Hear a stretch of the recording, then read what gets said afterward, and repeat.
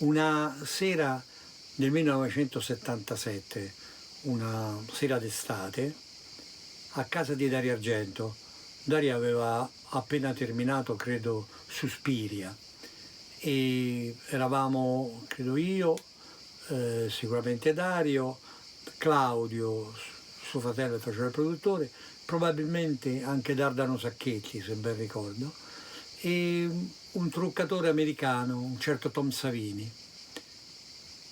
Stiamo guardando un film che Dario ha proiettato e che ci chiede di rivedere. È una proiezione in 16 mm ed è un film molto lugubre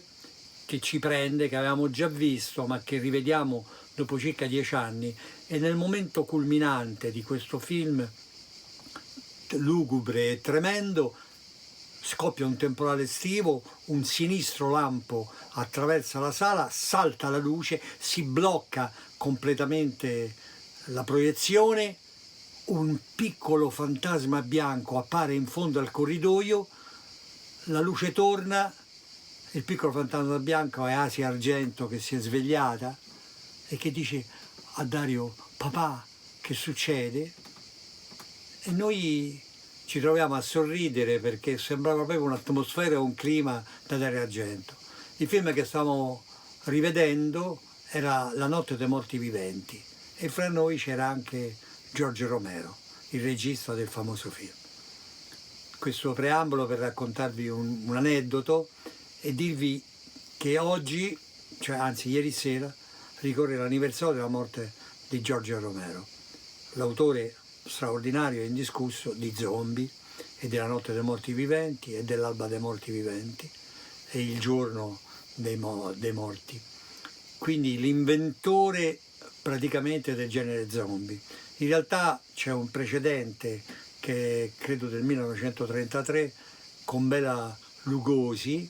il famoso attore del muto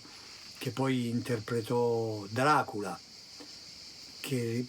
credo che facesse uno stregone che animava gli zombie. Voi sapete gli zombie che cosa sono, ormai c'è stata molta letteratura. Io ho avuto la fortuna di trovarmi ad Haiti e di assistere ad una cerimonia voodoo dove si dice che vengono evocati persino gli zombie. In realtà è stato una specie di ballo collettivo, però orchestrato da un personaggio sinistro che veniva chiamato le Baron Samedi, il barone Sabato, che era una specie di stregone e che in certe e determinate situazioni dicono che addirittura sia in grado di evocare gli zombie, cioè questa specie di morti che tornano a vivere perché il Baron Samedi, lo stregone, prima di morire gli ha rubato una piccola porzione dell'anima che tiene in una fiaschetta che viene chiamata l'angelo guardiano. Questa è la leggenda haitiana. In ogni modo, nella tradizione occidentale, nella tradizione gotica, questo fatto dello zombie cambia completamente. È il morto vivente che ritorna. E Romero, che non a caso suo padre era cubano e quindi probabilmente, pur essendo nato lui a New York ed essendo americano a tutti gli effetti, probabilmente un eco di queste leggende caraibiche lo ha portato con sé e lo ha riproposto in questa forma, diciamo, occidentale, che fa molto paura e che è poi una straordinaria metafora del mondo contemporaneo,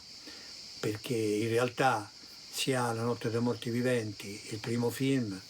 che credo che sia del 69, 68-69, che la riproposta di Zombie, è un grande affresco della società contemporanea, perché